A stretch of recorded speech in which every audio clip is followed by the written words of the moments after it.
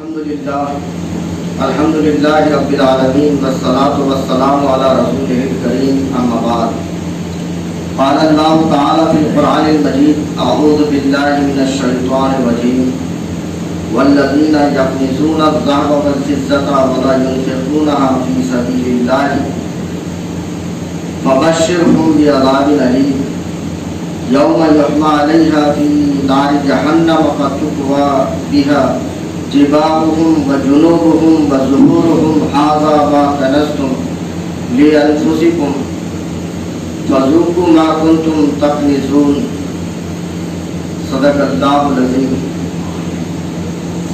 دردناک سزا کی خوشخبری دو ان لوگوں کو جو سونے اور چاندی جمع کر کے رکھتے ہیں اور انہیں خدا کی راہ میں خرچ نہیں کرتے۔ ایک دن آئے گا کسی سونے چاندی پر جہنم کی آگ دہکائی جائے گی اور پھر اسی سے ان لوگوں کی پیشانیوں اور پہلوؤں اور پیٹھوں کو داغا جائے گا۔ یہ ہے وہ خزانہ جو تم نے اپنے لیے جمع کیا تھا، لو اب اپنی سمیٹی ہوئی دولت کا مزہ چکھو۔ سورہ توبہ آیت نمبر 34 اور 35۔ انسان اسی طرح اپنے مال سے بھی محبت کرتا ہے۔ جان اور مال کی محبت اگرچہ فطری ہے مگر وہ اپنی جان اور مال کا مالک نہیں ہے بلکہ امین اور خزانچی ہے۔ جان اور مال کا حقیقی مالک تو اللہ تعالیٰ ہے۔ مالک جس طرح مال کو رکھنے اور خرچ کرنے کا حکم دے گا اسی کے مطابق امین اور خزانچی کو خرچ کرنا ہوگا۔ یہ نہیں ہو سکتا کہ وہ مالک کی مرضی کو نظر انداز کر دے۔ ایک کافر اور مشرک تو یہ سوچ سکتا ہے کہ جو مال اس کو باپ دادا سے ملا ہے یا خون پسینہ ایک کر کے اس نے کمایا ہے وہ اس کا مال ہے، کسی اور کو اس کے مال میں ہدایت دینے کا حق نہیں۔ یہ ایک کافر اور مشرک سوچ سکتا ہے، یہ کہہ سکتا ہے، مگر جو شخص اللہ پر ایمان رکھتا ہو وہ اس بات پر بھی ایمان رکھتا ہے کہ جو کچھ اس کے پاس ہے وہ اللہ کا دیا ہوا ہے، اس کی امانت ہے۔ اللہ پر ایمان لانے کا تقاضا یہ ہے کہ اللہ کا حکم مانو اور اس کے مال کو اللہ ہی کی ہدایت کے مطابق خرچ کرو۔ اللہ تعالیٰ کا ارشاد ہے آمنوا باللہ ورسولہ وانفقوا مما جعلکم مستخلفین فیہ فالذین آمنوا منکم وانفقوا لهم اجر کبیر۔ ایمان لاؤ اللہ اور اس کے رسول پر اور خرچ کرو ان چیزوں میں سے جن پر اس نے تم کو خلیفہ بنایا ہے۔ جو لوگ تم میں سے ایمان لائیں گے، مال خرچ کریں گے، ان کے لیے بڑا اجر ہے۔ جو لوگ مال و دولت پر سانپ بن کر بیٹھ جاتے ہیں، خدا کی راہ میں اس کے نادار بندوں پر خرچ نہیں کرتے، قیامت کے دن یہی اس کے لیے عذاب بنے گا اور اسی مال کے ذریعے جہنم کی آگ سے اسے داغا جائے گا۔ اور جو لوگ اپنے مال میں اللہ کا حق پہچان کر زکوٰۃ اور صدقات نکالتے ہیں وہ دنیا میں بھی پاکیزہ ہیں اور قیامت میں بھی ان کو انعام اور اکرام سے نوازا جائے گا۔ اللہ تعالیٰ نے انسانوں کے گناہوں کو دھونے کا ذریعہ صدقے کو بنایا ہے۔ جب گناہوں کی وجہ سے اللہ کا غضب بھڑکتا ہے تو یہ صدقہ ہے جو اللہ کے غضب کو ٹھنڈا کرتا ہے۔ رسول پاک صلی اللہ علیہ وسلم فرماتے ہیں کہ فرشتوں نے اللہ تعالیٰ سے یہ سوال کیا کہ پروردگار تو نے پہاڑ سے بھی زیادہ طاقتور کوئی چیز پیدا کی ہے؟ اللہ تعالیٰ کہتا ہے ہاں، لوہا پیدا کیا ہے جو اسے ریزہ ریزہ کر دیتا ہے۔ فرشتوں نے پوچھا کیا لوہے سے بھی زیادہ طاقتور کوئی چیز تو نے پیدا کی ہے؟ اللہ کہتا ہے ہاں، آگ پیدا کی ہے جو اسے پگھلا دیتی ہے۔ فرشتوں نے پوچھا کیا آگ سے بھی زیادہ طاقتور تو نے کوئی چیز پیدا کی ہے؟ اللہ تعالیٰ کہتا ہے کہ ہاں، پانی پیدا کیا ہے جو آگ کو بجھا دیتا ہے۔ فرشتوں نے پوچھا کہ پانی سے زیادہ طاقتور کوئی چیز پیدا کی ہے؟ اللہ کہتا ہے کہ ہاں ہوا پیدا کی ہے جو اسے اڑا دیتی ہے۔ فرشتوں نے پھر پوچھا کیا تو نے ہوا سے بھی زیادہ طاقتور کوئی چیز پیدا کی ہے؟ اللہ کہتا ہے ہاں، وہ بنی آدم کا صدقہ ہے، جب دایاں ہاتھ دیتا ہے تو بائیں ہاتھ کو خبر نہیں ہوتی۔ مسند احمد کی حدیث۔ پتھر، لوہا، آگ، پانی، ہوا، یہ سب مادی طاقتیں، اور صدقہ اور زکوٰۃ روحانی قوت ہے۔ روحانی قوت مادی قوت کے مقابلے میں زیادہ مؤثر ہوتی ہے۔ اللہ چاہتا ہے کہ بندہ صدقہ اور زکوٰۃ کے ذریعے سے روحانی قوت حاصل کرے۔ صدقہ مال کو گھٹاتا نہیں ہے بلکہ بڑھا دیتا ہے۔ اللہ تعالیٰ اسے بندے کے نامہ اعمال میں جمع کر دیتا ہے اور ایسے وقت میں اسے عطا کرتا ہے جب وہ اس کا ضرورت مند ہوتا ہے۔ جب اس کو حاجت ہوتی ہے اس وقت اللہ اس کو عطا کرتا ہے۔ رسول اللہ صلی اللہ علیہ وسلم نے ایک مرتبہ صحابہ سے پوچھا، بتاؤ تم میں کس کو اپنے مال کے مقابلے میں اپنے وارث کا مال پسند ہے؟ کون ہے تم میں ایسا کہ جس کو اپنا مال پسند نہیں، اپنے وارثوں کا مال پسند ہے؟ صحابہ نے عرض کیا، اے اللہ کے رسول، ہم میں سے کسی کو بھی اپنے مال کے مقابلے میں وارثوں کا مال پسند نہیں۔ تب رسول پاک صلی اللہ علیہ وسلم نے فرمایا، جو تم نے اللہ کے یہاں بھیج دیا وہ تمہارا مال ہے، اور جو تم نے بچا کے رکھا وہ تمہارے وارثوں کا مال ہے۔ جو صدقہ اللہ کی رضا کے لیے دیا جائے اس کی کوئی مقدار متعین نہیں۔ اللہ کی رضا، اللہ کو راضی کرنے کے لیے، اللہ کو خوش کرنے کے لیے اس کی کوئی مقدار متعین نہیں۔ جب جہاں ضرورت مند نظر آئے اس کی مدد کر، راہ خدا میں ضرورت ہو حسب توفیق خرچ کر دے۔ اس کے لیے نہ صاحب نصاب ہونا ضروری ہے، نہ مقدار متعین ہے، نہ سال کا گزرنا ضروری ہے۔ اس کی کوئی حد مقرر نہیں، کوئی لمیٹیشن نہیں ہے، کوئی وقت مقرر نہیں، نہ سال کا گزرنا ہے۔ بلکہ ایک جگہ اللہ تعالیٰ نے قرآن مجید میں خود فرماتا ہے، یہ پوچھتے ہیں کہ کیا خرچ کریں، تو اللہ نے جواب دیا کہ ان سے کہو کہ جو ضرورت سے تمہاری ضروریات پوری کرنے کے بعد بچ جائے پورا خرچ کرو۔ تو ایک صدقہ، ایک راہ خدا میں خرچ کرنا یہ، البتہ صدقے کی ایک متعین شکل زکوٰۃ ہے، جس کو فکس کر دیا اللہ تعالیٰ نے، طے کر دیا، متعین کر دیا۔ زکوٰۃ صرف اس مسلمان پر فرض ہے جو صاحب نصاب ہو، یعنی 52.5 تولہ چاندی یا 7.5 تولہ سونا یا اس کے مساوی مالیت کا وہ مالک ہو، اور زکوٰۃ سال میں ایک بار صرف اس مال پر واجب ہے جو انسان کے خرچ سے زیادہ ہو اور اس پر 1 سال گزر چکا ہو۔ ایسے مال میں صرف 2.5% خدا کی راہ میں خرچ کرنا فرض ہے، یہ زکوٰۃ کا نصاب۔ مال کے علاوہ زرعی پیداوار، سامان تجارت، غلہ بانی کے جانوروں پر بھی زکوٰۃ دینا فرض ہے۔ اس کا تصور بھی ہمارے پاس نہیں ہے کہ ہم جو کھیتی باڑی کرتے ہیں، جو اس سے فصل آتی ہے تو اس پر بھی زکوٰۃ ہے، اس کا بھی عشر ہے جس کو ہم عشر کہتے ہیں، تو اس کا بھی ہمارے سامنے تصور آنا چاہیے کہ ہم صرف مال ہی کی زکوٰۃ نہ دیں، بلکہ وہ جو کھیتی باڑی سے ہم کو فصل آتی ہے اس پر بھی زکوٰۃ ادا کرنے سے انسان کا دل بھی پاک ہوتا ہے، کیونکہ مال کی محبت دل سے نکل جاتی ہے اور اللہ اور اس کے بندوں کی محبت پیدا ہو جاتی ہے، اور باقی دولت بھی پاک ہو جاتی ہے۔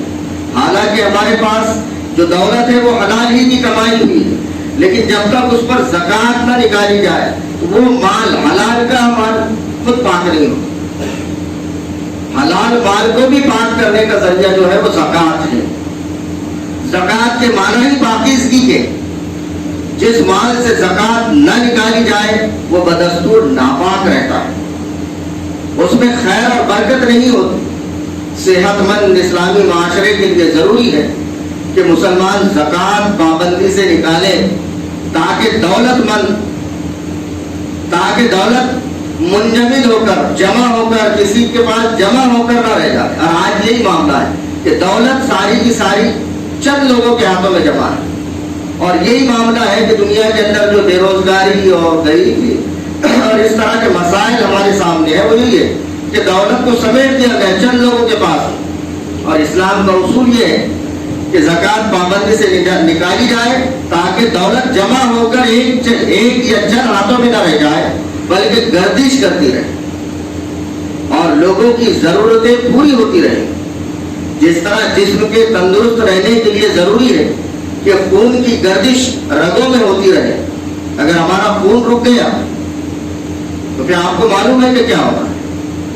تو یہ کس طرح رگوں میں خون کا جاری رہنا ضروری ہے تو ایسا ہی ہے جس طرح جسم کے تندرست رہنے کے لیے ضروری ہے کہ خون کی گردش رگوں میں ہوتی رہے کہیں یہ رک نہ جائے. اسی طرح اسلام چاہتا ہے کہ یہ دولت گردش کرتی رہے. اس لیے اللہ تعالیٰ نے زکوٰۃ اور صدقات کو عبادت قرار دیا ہے. یہ ٹیکس نہیں ہے. ٹیکس تو انسان مجبوری میں دیتا ہے. عبادت انسان اپنی خوش دلی اور آمادگی سے کرتا ہے. عبادت کا کیا مطلب آئے گا تو وہ اپنے دل کی خوشی کے ساتھ آمادگی کے ساتھ اللہ کو راضی کرنے کے لیے بڑے خوشی کے ساتھ میں وہ عبادت کرتا ہے اور اس کو انجام دے کر اللہ کی رحمت اور مغفرت کا امیدوار ہو جاتا ہے. وما تنفقوا من خیر فلانفسکم وما تنفقون الا ابتغاء وجه الله وما تنفقوا من خیر یوفى الیکم وانتم لا تظلمون.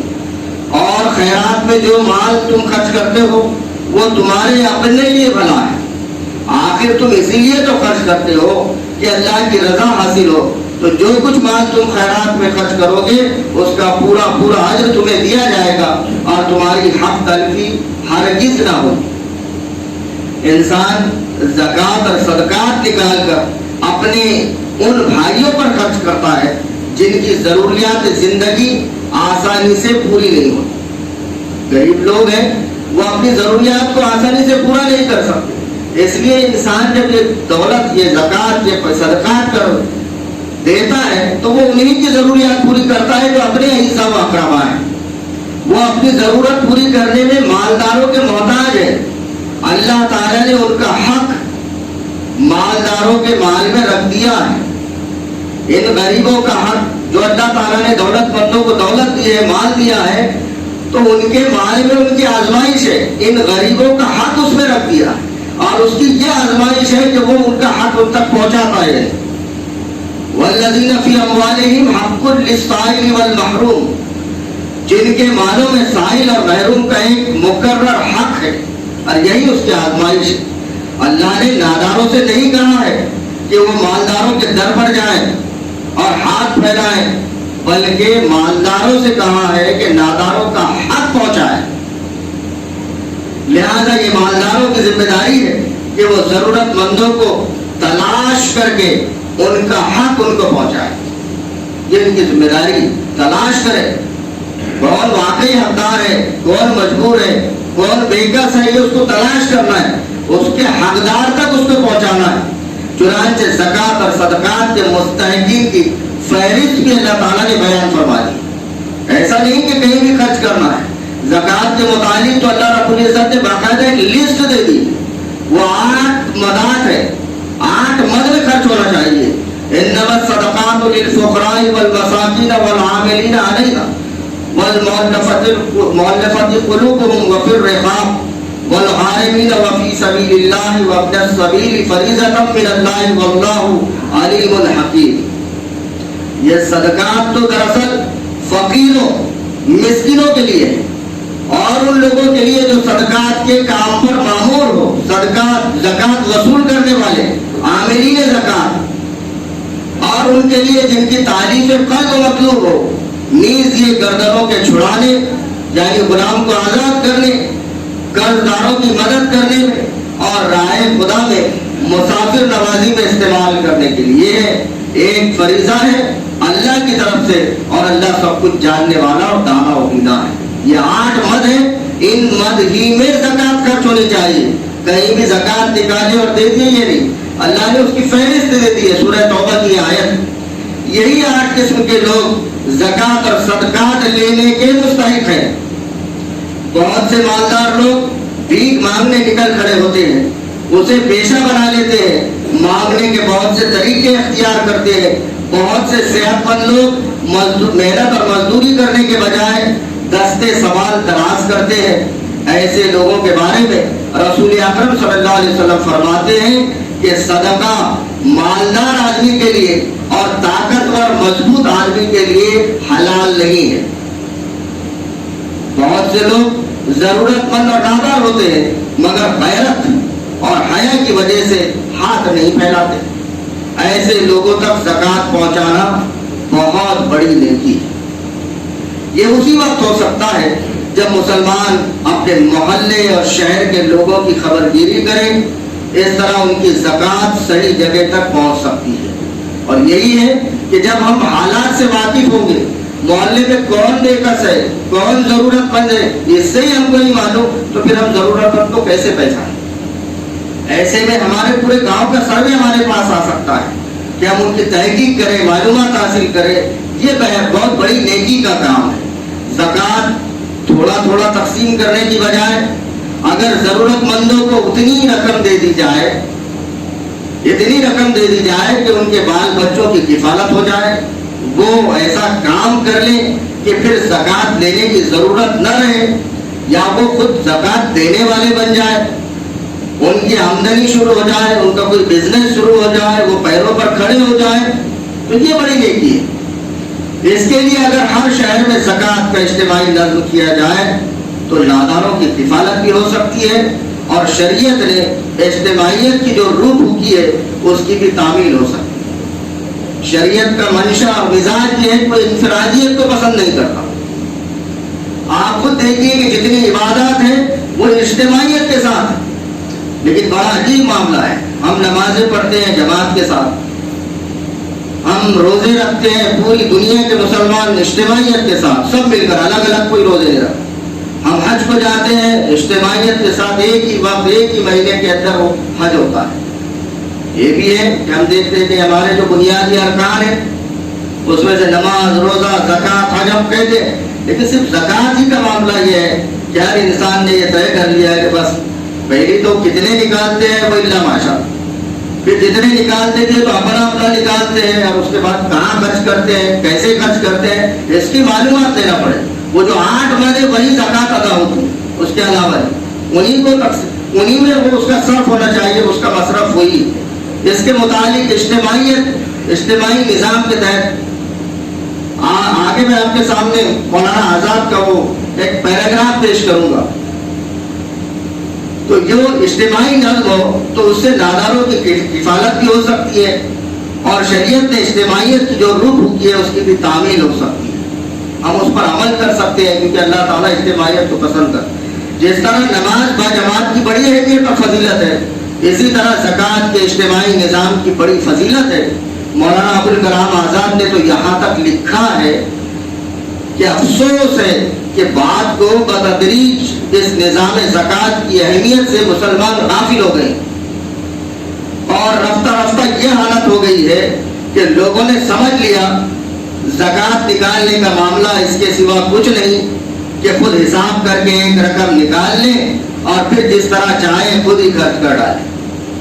حالانکہ جس زکوٰۃ کی ادائیگی کا قرآن نے حکم دیا ہے اس کا قطعاً یہ طریقہ نہیں ہے، اور مسلمان کی جو جماعت اپنی زکوٰۃ کسی امین زکوٰۃ یا بیت المال کو حوالے کرنے کی جگہ خود ہی خرچ کر ڈالتی ہے، وہ دیدہ و دانستہ حکم شریعت سے انحراف کرتی ہے، اور یقیناً ان اللہ اس کے لیے وہ جواب دہ ہو۔